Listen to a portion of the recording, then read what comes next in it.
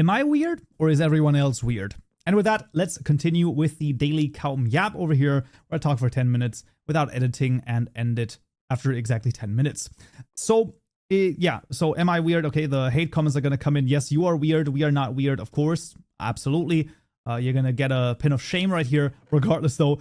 Basically, the idea is, I was thinking about this in the context of, I was at a gathering recently, so a wedding, and I knew like half a handful of people, basically, right? That was the extent of the people I knew, and it's not the worst thing in the world, because obviously, like, you can, you can talk to anyone and just feel out, okay, is this person like someone I want to continue to talk to, and that's fine.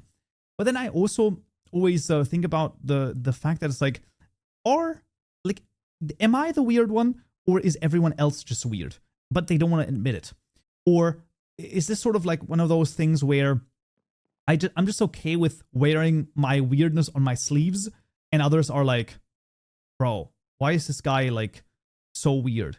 Now, to be fair, specifically thinking about the wedding, I actually talked to like several people that I enjoyed talking to quite a lot, because there were just a couple of things that we were just able to connect on, and it seemed like they were willing to wear their weirdness in the same way that I was willing to wear my weirdness. And I think if you're at that level, and it just sort of like the issues just sort of melt away.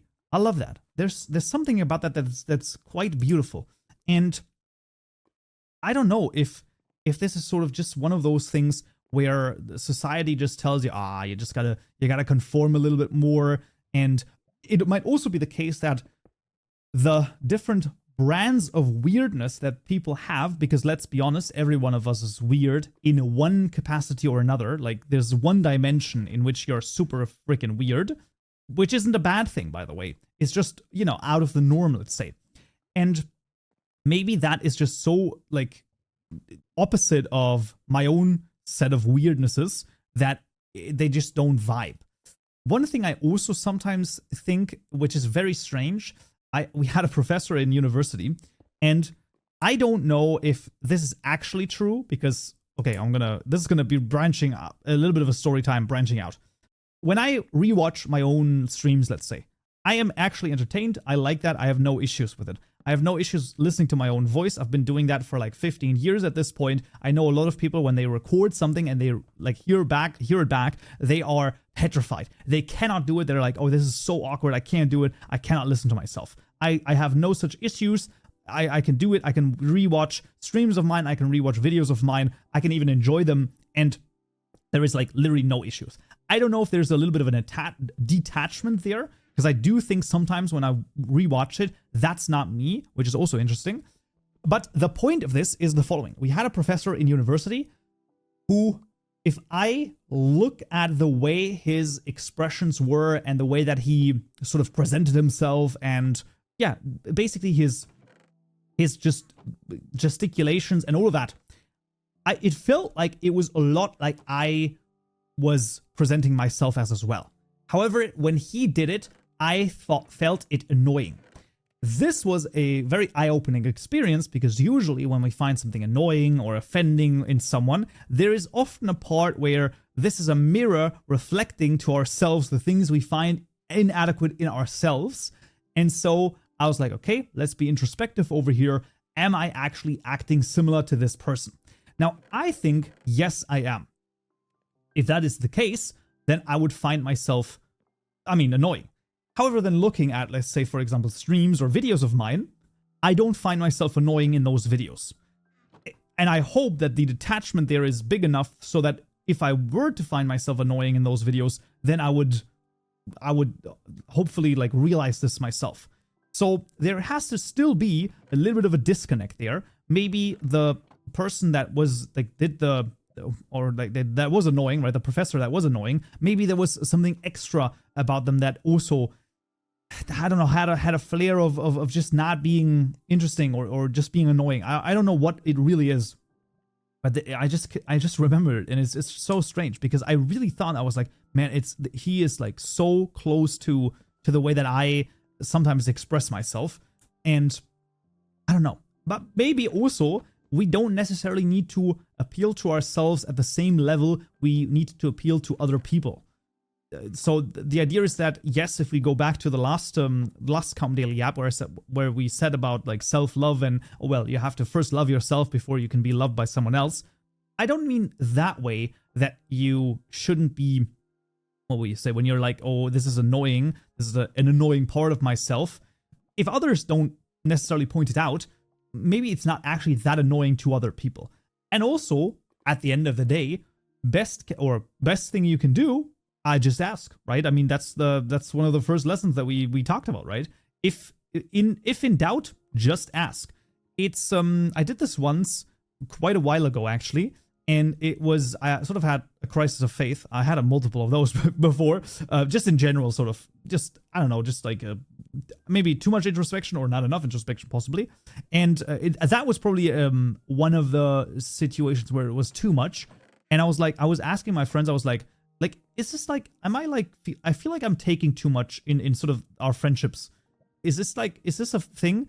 And basically every one of them came back at me and was like, listen, okay, a person who is actually taking too much would probably never even ask the question. So even you posing the question kind of makes the answer no. Because if you're worried about taking too much in a friendship, like, because obviously a friendship is somewhat transactional in some capacity, right? I mean, that's just what it's going to be. Even in small things like, a friend of yours is coming over to your place more than you are coming over to his place. Let's just say for the sake of argument. And that basically means maybe they have to travel, 30 minutes to you and 30 minutes back home. And maybe that's you taking more in that specific narrow slice of the friendship. But there is also like, then just ask and talk about that. Because if you can't talk with your friends about topics like that, right? Where it's like, a little bit of a meta question, right? It's a meta conversation about your relationship. Then I don't know if they're actually your friends at that point, right? It's like, and if they're not interested in that high level of an abstraction, okay, fair enough. Maybe you just don't have friends that are necessarily looking at that. But I feel like you could put it into words that you could ask and then hopefully receive an answer that is interesting. Yeah. My original point has completely gone, but it's still interesting. Oh yeah, if I'm weird or if everyone else is weird. I think the answer is both yes and yes, or rather, yes, I am weird and also everyone else is also weird. And in the end, I believe that what you should do is you should just find people that are complementary to your weirdness. I think that is exactly what you want to do, right? You just want to find people who complement who are complementary to your weirdness, and that you can stand to like talk to for more than 5 minutes without being like, wow, this is kind of dry, which is also strange, right? Now, sometimes this is also just due to the fact that maybe both parties are just sort of just a little bit awkward. Although I really got to say, when I think back, let's say to the wedding, which is just like the most recent sort of venue where I really did not know a lot of people, because there were like over 100 people there. And like I said, I knew like 3 basically. And one of them was the groom. So you can't really talk to the groom all that time, right? So there you go. It was still interesting though, because I really didn't feel awkward ever even once. And that was interesting to me, because that's, I was there. I was like, yeah, let's just break out the weirdness. Let's freaking go, baby. Right. And let's just see. So I don't know. I think that first you must define yourself without anyone else. And then you need to realize that then everything else is always about others. Right. So when you're sitting here and you're self-reflecting and you're just trying to self-actualize, I think that yes, you define yourself without looking at anyone else. And then once you have defined yourself and you're like, I am now a seed of consciousness, a human being with immense worth in and of itself, in and of him or herself, then you take that and then you go, all right, now everything else is about other people, because life is actually about people. So be with the people. And in an extension of that, be with the right people with the right weirdness. Regardless, that's going to be it